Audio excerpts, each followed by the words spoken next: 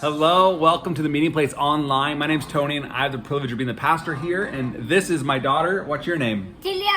Juliana. And we want to say hi to you and give you a quick update of what's going on, as well as get you on to today's message. Today's message is going to be Pastor Jeremiah, who shared with us last week a quick series called Ducks in a Row. And today he's going to be talking about how to maximize our workspace environments and how to deal with difficult people and that type of stuff of how to live like Jesus at work. And so he's going to share a great message with us that you'll see in just a minute. But also, I want to let you know, currently we are, do you know where we're at? Mexico. We're in Mexico. And I know we're suffering, but actually, if you can't tell, right behind us, we are in the middle of a tropical storm. And we were supposed to be home today so that we could be tuning in with all of you online tomorrow. Today's Saturday as we're recording this. And we're not going to make it home because there's no flights out of Cancun today. And so we actually don't know what day we're going to be able to get home, but sometime this week. So we are continuing to push forward, though, in planning. You got to know this, okay? Starting October 14th is our very first Weekends on Wednesdays, where we're going to do a live recording Wednesday nights, and it's adults only gathering, a live recording for the online experience on Wednesday nights, plus a live like a Q&A after party each week. So the 14th is our first one, but we're supposed to do a practice one this Wednesday. If you're participating on the team, if you want to participate on the team, we would love to know, because we want to plug you in and get you participating with us on the dream team to make it happen. Don't be in here. Oh, my other daughter's here.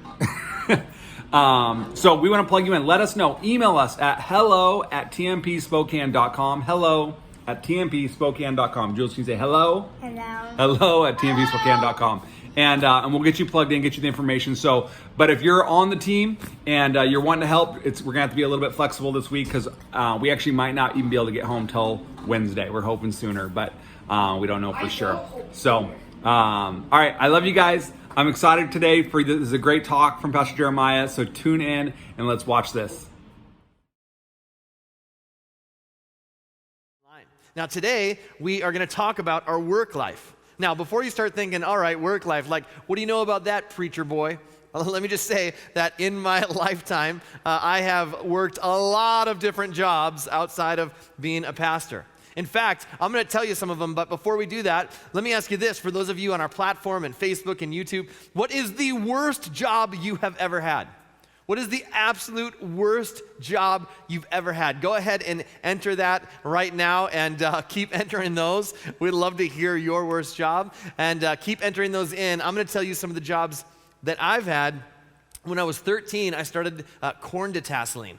Corn detasseling is where you walk up and down rows of corn and you pull the top out of the corn so that the corn can pollinate. That's real fun, doing that in the summer for about 8 or 10 hours a day. I did that when I was 13. And then when I was 14, I started working as a custodian. I worked in Buffalo, Minnesota. I worked at several banks, and I vacuumed for about 4 or 5 hours a night. Then when I was 16, I worked at a hospital. I worked running the switchboard and typing birth certificates, and there's probably some really poorly spelled kids out there at this point. I had a paper route. I delivered newspapers. I was in college. I was a server at Applebee's. Go Applebee's. I worked for a time at secretshopper.com, where I would schedule secret shoppers for companies all over the country. I did data entry for a medical supply company. I worked at a food company answering questions about breakfast products, and then I worked as a telecommunications company as a project manager. A project coordinator rather. And so over the last 23 years, I've been in full-time ministry, and that's really been where I've spent the most of my time, but I've also done all these other jobs. And here's what's interesting about this topic right now at this time. I recognize that this is a timely message for so many during this season who are either furloughed or laid off or taking a cut in pay because of this unprecedented season and because of decisions that have been made that are outside of your control. And I don't want to diminish that in any way. I do think that looking at our work, looking at our career, looking at it from a biblical perspective can actually help all of us, regardless of where you find yourself currently in the job market. And I also believe this, that this is a talk that can apply to your life. Even if you would say, I'm not a church person, I'm not a Jesus person, you can still learn from the wisdom that we're going to talk about today and apply it to your life, and it'll make a difference in your life. A few years ago, we were coming home from a church service, and I had my son with me, and we were driving home, and him and I went through Culver's on the way home. And we ordered a couple cheeseburgers, and then he was kind of sitting in the seat next to me, and you can tell when he's thinking. And he kind of looks up and he goes, "Dad, you have a great life." And it kind of took me off guard, and I was like, "Oh, thanks, man. Why do you say that?" And he's like, "Because," he's like, I'm thinking about it. You just get to you get to talk to a big group of people, and then you get to go eat a cheeseburger." And in his mind, that's what I do. And he's like, you talk to people and you eat cheeseburgers. So I don't know what that means, but maybe if you ask your kids, what do you think we do for a living? It'd be funny to see what the answers would be. But I think it's interesting, through his eyes, it was just, that's a great life. You get to talk to groups of people and go eat cheeseburgers. Now, if we're honest today, my goal here is not to stir the pot of anxiety when it comes to your job or your career. That's not the goal. But we're also not the first people in society to wrestle with the stress and the anxiety that can sometimes come from work. Listen to what Solomon writes in the Old Testament. He says, "What do people get in this life for all their hard work and anxiety? Their days of labor are filled with pain and grief. Even at night, their minds cannot rest. It is all meaningless." And I'm sure you've experienced that, where you can't sleep at night because of something going on at your job. And I think a lot of us can relate to those feelings. I think for so many of us, the feelings, the emotion that we have when it comes to work is maybe fear. We're afraid that we might not be able to cut it at our job, or we're afraid that we won't make enough to pay the bills, or we're afraid that we might lose our job. For others of us, another emotion is that we experience frustration. I know that there are so many people who have become really frustrated in their job. And for many of us, we've become spectators in our own lives. And we didn't start out that way, but now we just go through the motions day after day, week after week, year after year. And you can feel frustration if you feel like, man, I'm putting in all this time into a job or a career, and I don't see the purpose in it. And then there are still others whose entire identity is wrapped up in their job. If you took their job away, they wouldn't know who they are anymore.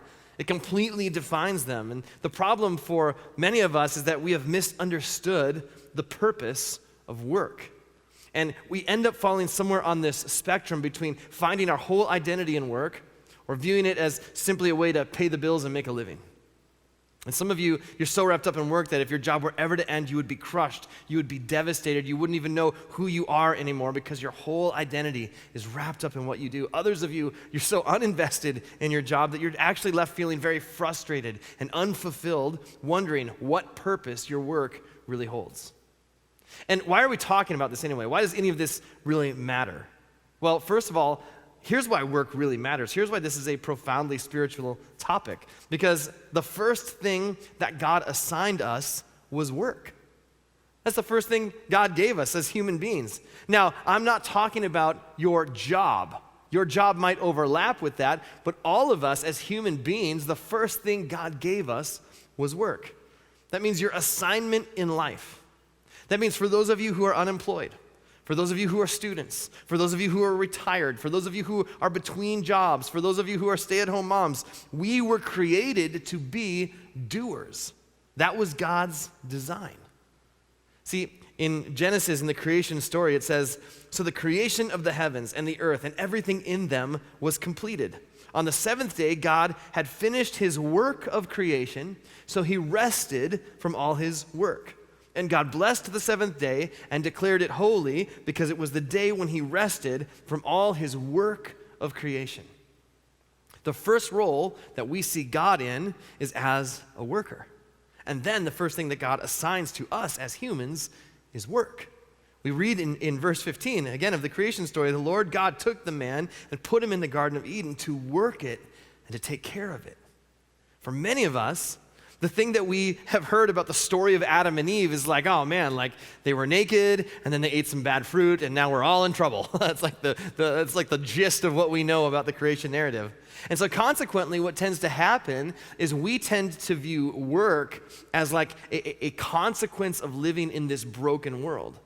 We read the creation narrative and we're like, well, brokenness enters the world and now we all have to work, right? But work is not a part of the consequence of Adam and Eve's actions, because God actually gave work to humanity in the garden when all was as it should be. And that helps us understand it a little bit. Not only does God give us work as our first assignment, we know this: God actually gave work to humans as a gift. It was actually a gift. God is working, he's creating, he's building, he's imagining, and then God looks at us as humans and he gives us work as a gift. He gives us something to do. Think about this. We were created in the image of a working God. God himself is created. He's creative. And then he invites us into the creative and building process. Human beings are the only species in all of creation that have the ability to visualize in their minds something that does not yet exist and then work towards its creation. And that is a fingerprint of God in us. We get that from our Creator.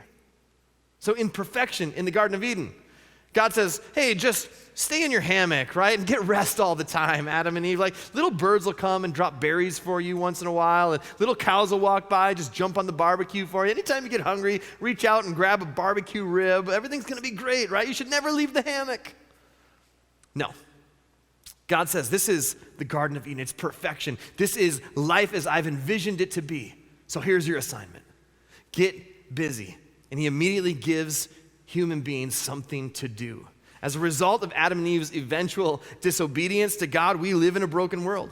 And you don't even have to understand theology or the Bible to acknowledge this world doesn't work the way that it should. But even though the world is no longer a perfect place, that part of who God has created us to be has never changed. We still have an assignment. I love the way that the Apostle Paul writes it later on. He's writing to the Ephesians. He says, for we are God's masterpiece. Like in all the things he's created, we're the pinnacle of his creation. And he's created us anew in Christ Jesus so that we can do the good things he planned for us long ago. God's got work for us to do. It's a part of who he created us to be because we were created in the image of a God who is doing and creating and building and working.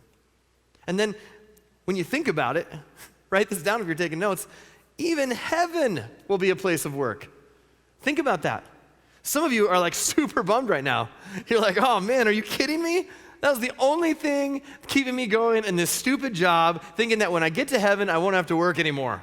Well, where do we get this idea that heaven won't be a place of work? I can tell you where. Cartoons, that's where. Like when Tom and Jerry, you know, they're running around and Tom eventually kills Jerry and the next picture we see is Jerry's floating on a cloud playing a harp. Or you know where else we get this picture? Sunday school.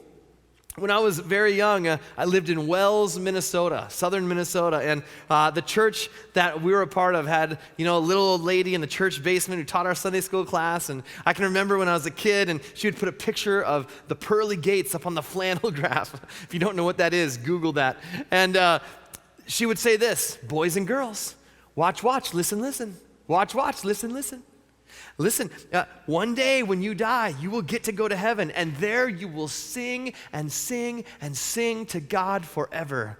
Do you know how depressing that is for a kid? I was like, what? Are you serious? That's heaven? Come on.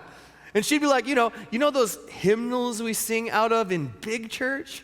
It's going to be like one of those hymnals, but it never ends. And you're going to want to sing to God forever and ever. And I remember as a kid, like my heart just sinking like, oh crap. Like the only difference I saw between heaven and hell was a slight temperature change, right? Other than that, I didn't see much of a difference. Are you kidding? Singing forever? I bet you in hell they at least get to run around, you know? And I don't know where we get this idea from that we're just going to be floating on clouds, playing a harp, singing for all of eternity. But whenever the scriptures talk about heaven, it describes it as a place of living and being and working, and we will be doing something. In fact, Jesus even says this when he's on the earth, but Jesus replied, my Father is always working, and so am I. Throughout the scriptures, the authors tell us you were created to work.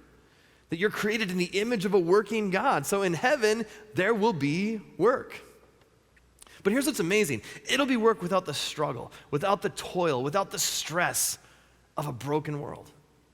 Like imagine those times where you work on something and you finish that project and the satisfaction that floods your emotions, that you just feel like, yes, like that was a big project, but we accomplished it. That feeling, that's a part of the DNA of the fingerprint of God in your life. And that's what the work in heaven will be, that there will be things to do, things to accomplish, things to build, creativity, imagining, building, envisioning. But without the brokenness of this world. I love what one kid was asked, what 3 things he wanted to do in the future. And he writes this, get a girlfriend, kiss her, rule the world. That was his top 3. Wow, that escalated quickly. Statistically, the vast majority of girls want to be a doctor when they grow up. The vast majority of boys, just statistically speaking, girls want to be doctors, boys want to be professional athletes, myself included. That was my plan up until I was about 14 years old. Unfortunately, I had to embrace the reality I can't be whatever I want to be. I asked my son years ago, like, what do you want to be when you grow up? He's like, I want to be a ninja. I was like, that's stupid. You can't be a ninja. It's not going to happen, right? I don't even think they have dental. So, like, it's just dumb. Pick something else, right? You're not going to be a ninja. I don't think that's a career path. I don't have the talents to do everything I want to do. My guess is that's true for most of us. There's a gap between what we thought we would do with life and the reality of what we're actually doing. And so we have a few options. We can either just stop dreaming, just view work as the penalty box between the weekends, just like serve our sentence, right? Or we can keep dreaming but complain about it constantly and make sure everyone knows how miserable we are. Or I think there's this third option. I think that you can view your job, whatever it might be, wherever you find yourself in the career spectrum, as an assignment from God. Recognizing what you do will never be as important as how you do it. See, there are people who excel in all kinds of jobs. And so in the few minutes we have, let me give you 4 things that all of them have in common. If you want to excel, regardless of what your career is, regardless of where you find yourself, if you want to excel, here's 4 things that people who excel have in common. Number 1, they have a great attitude. They have a great attitude. You're in control of your attitude. I'm in control of my attitude. The success or lack of success that you experience in your career is largely affected by your attitude. Are you generally upbeat and energetic? Do you show up to work ready to go? Do you add positivity to the atmosphere? Are you generally optimistic in meetings and when new ideas or changes are presented? Or do you show up a little flat? Are you consistently tired? Do people stop by your desk regularly to give you coffee? In meetings, are you generally negative or pessimistic when someone brings up a new idea or a change or something new that you have to learn on the job? Ultimately, your attitude is going to determine a lot of the opportunities that you are going to have. Nobody can control your attitude except you. And attitude is a choice. I love that what Paul writes to the followers of Jesus in the Philippian church. He says, do everything without complaining and arguing so that no one can criticize you. Again, he's saying, whatever you do everything like this. Do everything without complaining, without arguing. No one can criticize you. Live clean, innocent lives as children of God, shining like bright lights in a world full of crooked and perverse people. John Maxwell writes this about leadership and working. He says, our attitudes are our most important assets. Leadership has less to do with position than it does with disposition. The disposition of a leader is important because it will influence the way others think and feel. Great workers and leaders understand that the right attitude will set the right atmosphere, which enables the right responses from others. Maya Angelou famously said this, I've learned that people will forget what you said, and people will forget what you did, but people will never forget how you made them feel. So how does your boss feel when they're around you? How about your coworkers? How about your employees? Not just what you say, but how you say it. What's your attitude? Are you making the decision, man, today I'm going to have a great attitude? If you have teenagers, you know body language is everything because they can say a lot without ever saying a word, right? It's just, hey, time to turn off the TV and get your homework done, and they won't say anything at all, but they'll give you an incredible eye roll and a head nod. So body language matters. So great workers have great attitudes. Here's another thing great workers have in common. They are not afraid of hard work. They are not afraid of hard work.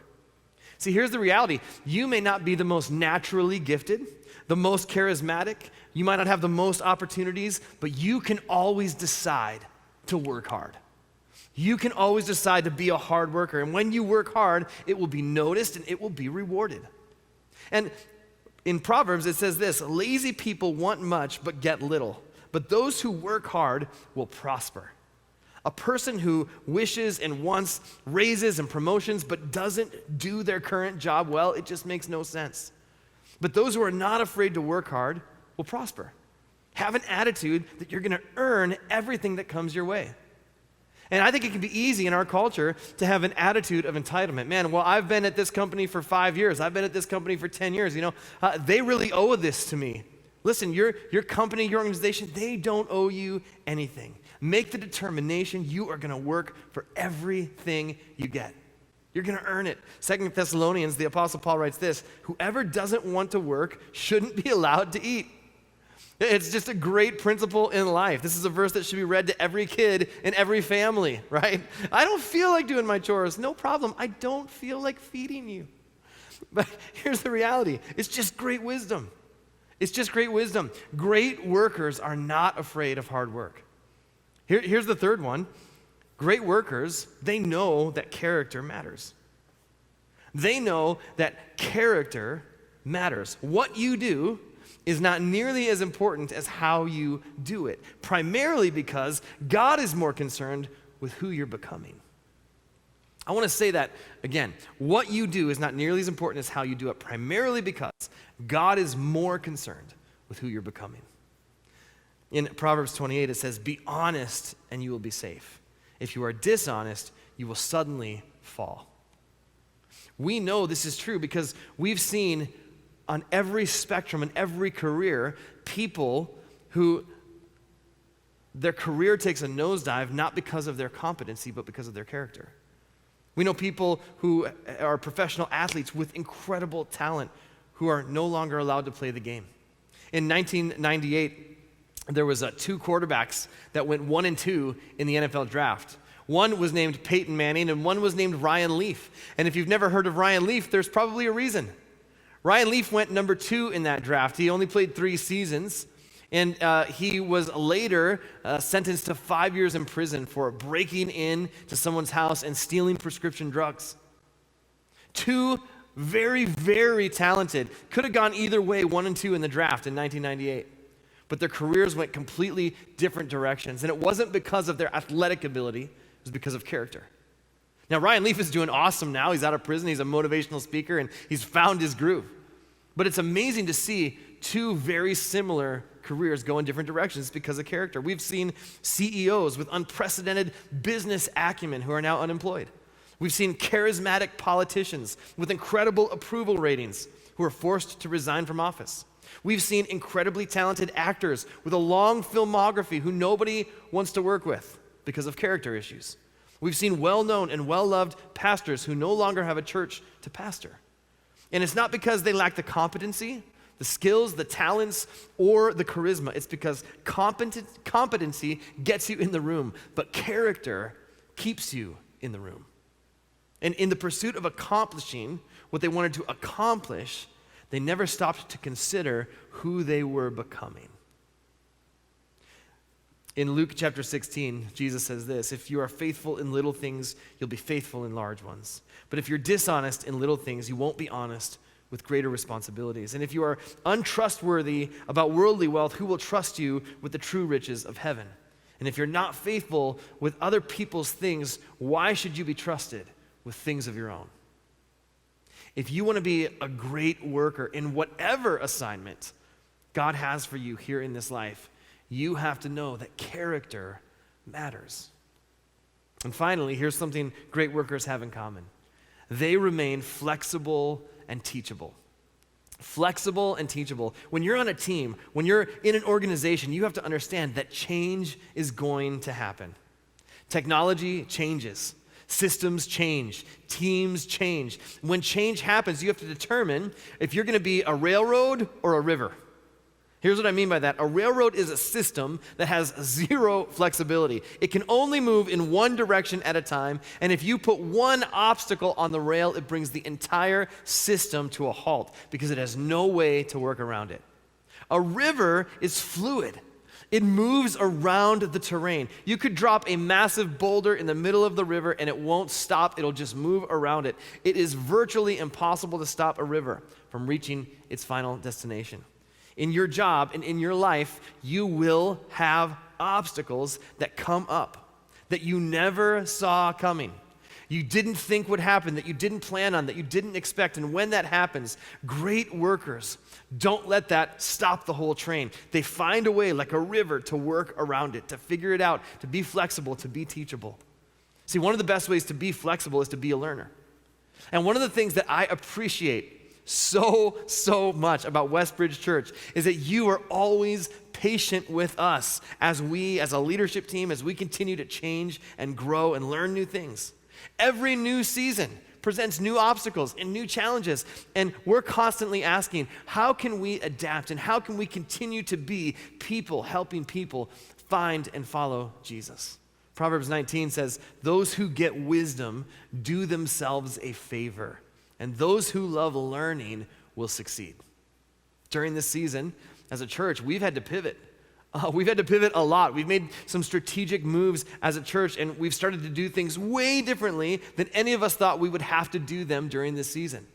And so we've made the decision to feed kids until the school system was able to take that over. And we've done a food drive for Hanover Food Shelf. And we did a partnership where we rescued food and had people pick it up in our parking lot. We've done a blood drive here. We've been doing Westbridge Daily every morning with myself and other staff members and other pastors and leaders. And it's been so cool to see how we can pivot and we can make this decision to say, look, we're gonna be like a river, and we expected that we'd be meeting here as a group during this time.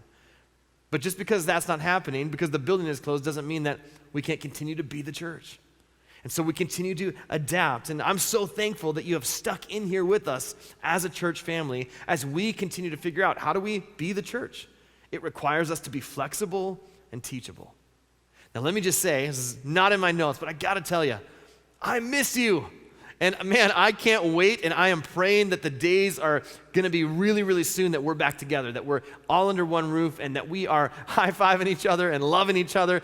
But until then, I'm telling you, stay in here with us. We're going to continue to adapt and be flexible and teachable as we go. Proverbs 13 says, if you ignore criticism, you will end in poverty and disgrace. If you accept correction, you will be honored. Choose to be someone who is flexible and always learning. You might not have the greatest bosses and mentors, but you can always learn from the greatest people and mentors. And I'll be honest with you, I have been mentored by dead people. Now, before you start sending me therapists in my email, let me explain. There are great thinkers and leaders and theologians who are no longer alive, but what they wrote is continuing to shape my thinking. I've been coached by some of the best pastors in America. I don't know any of them, and they don't know me, and we're not friends, and they probably wouldn't take my call or follow me on MySpace. But here's the reality. I have heard them speak and read their books, and their ideas are influencing me, and whatever field you are in, you can do the same thing. Choose to be someone who is continuously learning and gaining insight and wisdom in your field. Now, let me just say this. What we just went through, those four things, is helpful for you, regardless of if you're a follower of Jesus or not. Maybe you'd say, man, I'm tuning in, but I'm not really a church person. I'm not really a Jesus person. I hope that you'll find some wisdom in what we just shared and that you'll apply it to your life because it will make a difference in your day-to-day life. But there's one more thing for those of us who are followers of Jesus. And here's the difference for followers of Jesus. Followers of Jesus know who they are really working for. Followers of Jesus know that they're not just accountable to their supervisor, they're not just accountable to their employer, they're not just accountable to their boss. They know there is someone else who they are working for. In the New Testament, this guy Paul, who's writing to a group of people about how they're to respond in the context of their position. He gives some very insightful advice because he's talking to two very different groups of people, masters and slaves. Now, in this context, during the Roman Empire, slaves were people who got behind on their debts. And as a result, they became slaves to pay off something that they owed.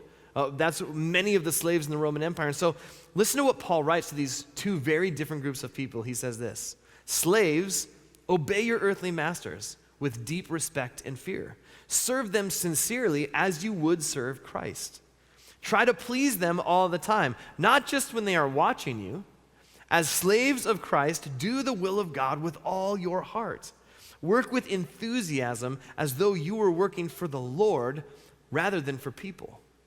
And remember that the Lord will reward each one of us for the good we do, whether we are slaves or free. Masters, treat your slaves in the same way. Don't threaten them. Remember, you both have the same master in heaven, and he has no favorites." So Paul addresses slaves, and he says, okay, slaves, if this is where you find yourself in life, be really good slaves. Do the best that you can do. Be the best slaves you can possibly be. Go beyond what is asked of you. Be enthusiastic slaves.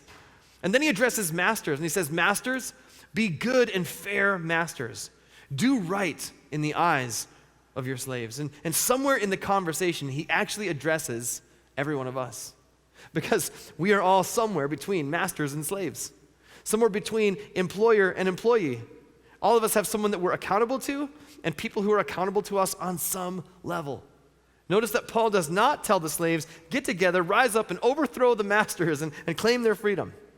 Now, that's not to say that the Apostle Paul is pro-slavery, okay? What's going on here is the purpose, the intent of his writing is not to make a declaration about a socioeconomic policy that he wants everyone to adopt.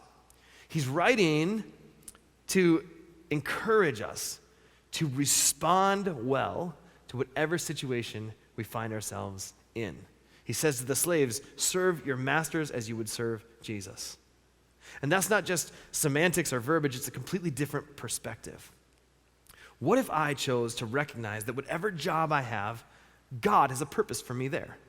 That means for those of you who are unemployed, for those of you who are students, for those of you who are retired, for those of you who are between jobs, for those of you who are stay-at-home parents, that is your job. That is your current assignment from God during this season. And what if wherever you find yourself, you said, I'm going to do it to the best of my ability, not just for my supervisor, not just for my boss, not just for my manager, but as if I'm doing it for God. Wherever you find yourself on the job spectrum, Paul says, work as if God assigned you that job. Do your best. Be enthusiastic. Your work has significance because that is where God has you. And I know the pushback to some of that. Yeah, but look what I do. I mean, I sell stuff. I fix computers. I build roads. I hold signs while other people build roads. I hold signs while dressed like a cell phone, standing outside of a Verizon store, hoping my friends don't recognize me. I work the guacamole gun at Taco Bell, right? Why would I put my heart into that? My job isn't worth putting my heart into. Look what I do, or look who I work for. And for some of you, maybe it's even this. I wish I was working right now. I can't. My job doesn't exist right now. I've been laid off. I've been furloughed. But your assignment to live as a reflection of your Heavenly Father does not change. What you do for a living isn't nearly as important as how you do it because God is primarily concerned with who you're becoming. So if that's you, use this time to continue to work on your character and work on your attitude so you're ready whenever that next career assignment comes. Don't commute between your spiritual life and your job and your work life. They're one and the same. Wherever you are, you're on assignment to live like Jesus. Paul says, I want you to work as if God is your boss. And we want to raise our hands and ask for a free pass until we realize he's talking to masters and slaves and everybody in between. Paul says, I want you to work as if God is your boss. I love what Martin Luther says. He says, the maid who sweeps her kitchen is doing the will of God, just as much as the monk who prays, not because she might sing a Christian hymn while she sweeps, but because God loves clean floors. And the Christian shoemaker does his Christian duty not by putting little crosses on the shoes, but by making good shoes, because God is interested in good craftsmanship. I love what I get to do for a living. I love being the pastor of Westbridge Church, and I would attend this church if I wasn't the pastor here. But I'll be honest with you, one day my time as the pastor of this church will be over. My relationship with God is forever. Which one of those things do I need to focus on and find my identity in? See, you will never find your identity in your job. You will only find your identity in your Creator. And if your identity is wrapped up in your job, then the clock is ticking because all jobs come to an end. Instead, whatever you do, wherever you find yourself, work as if you're working for God. So here's the question. What would it look like for you to do that at your job for one day or for 1 week? Or how would that change the way you work? Would you be willing to try it? What have you got to lose? Don't let your job become your identity, and don't get too discouraged by it. View wherever you find yourself as an assignment from God and work your best for Him. And if you have not made the decision to follow Jesus, this is such a profoundly spiritual topic. See, the world was broken because of the actions of humanity, because we didn't fully trust God. And ever since the very first human beings, every one of us, we've said, God, thanks but no thanks, going to live life my own way. And immediately after the world was broken, God immediately put into place a plan to restore. He sends Jesus into the world. And Jesus begins the restoration, not only of the world, but the restoration in our own hearts. He's put to death, his body is laid in a tomb, and according to multiple eyewitness accounts, he rose from the dead. And now you've been invited into not only the restoration of your own heart, but the restoration of the world. Every time that we live this out, we are moving the kingdom of Jesus forward. We are a part of the way of God in the world. So you can take wherever you're at and say, I'm going to live and I'm going to do my work and do my job, whatever that might be, as a reflection of my Creator. And you've been invited not only to take part in the restoration of the world, but God wants to restore your own heart as well. Maybe you're watching and you've never said yes to the invitation to be a part of God's family. I want you to know you are invited. And if you'd like to say yes to that invitation, I just want you to pray this prayer with me wherever you might be. It goes like this: Jesus, please forgive my sins and forgive me for those times where I've walked away from you. I thank you that you never walked away from me. And I pray, adopt me into your family, make me your son, make me your daughter, and help me to follow you, to put my trust in you, and to live out your way of living life as best as I know how from this moment on. And God, for each of us, we ask that you would help us wherever we find ourselves in the job spectrum. May we not just focus on the moment, but may we adopt this mindset and this perspective that says, really, God, I'm accountable to my supervisor or my manager or my boss, but ultimately I'm accountable to you. And I want to live in such a way and work in such a way that reflects the values of Jesus. May we do that. We commit this week to you in Jesus' name. Amen. Well, thanks again for watching today's message. I hope that you found it encouraging and helpful. And I'm so grateful for leaders and thinkers and voices like Jeremiah, who can really encourage us in practical ways to look more and more like Jesus. One thing before you go that I want to make sure we're all on the same page about, and that's October 14th. That's a Wednesday night. A lot of people have asked me, when do we get to go back to normal? Or when do we get to have physical gatherings again? And we've been awaiting that news just like you. And maybe you missed the intro to today's talk, or you missed some of the announcements we put out. So here it is again. Beginning that Wednesday, October 14th, we're going to start what we're calling Weekends on Wednesdays. And it's not going to be a normal church service with music and message, but it's going to be a live recording where you get to be in person for the live recording for our weekend message. And then right after the live recording each week will be a Q&A after party where we get to kind of take the discussion a little bit further and ask some questions and dialogue more and more about the teaching. I'm so excited about that. And I know many people have already saying we can't wait for that and to be able to just be back face to face and in person. So if you want to attend, this is for you. It's an adult only experience. And so expect this week to get some information or see some things on social media, get an email where you can continue to find out more about it. But also, we're looking for people who want to help make it happen. The dream team at the Meeting Place has always been the team that makes the whole thing happen. And so we're building that team for Wednesday nights. And if you want to participate, let us know. Just respond to the email that you get this week, and we'll follow up with you and get you plugged in, because we can't wait for that. I know that life's weird and crazy right now for a lot of us in a lot of different ways.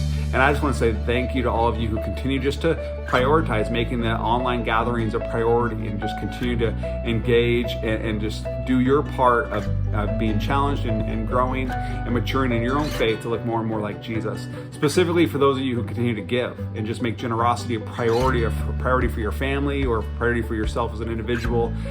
It's because of you that we continue and we're able to do even things like weekends on Wednesdays, because there's the money that that takes the initial investment to do that, because it's a new thing that we're doing. So I want to say thank you. I appreciate you, and you're part of the mission and the vision of the Meeting Place and what God's doing through this community so far. I'm grateful for you. I look forward. I continue to believe that the best is yet to come, and I'm excited to be able to see many of you face to face on October 14th. Love you guys. See you soon.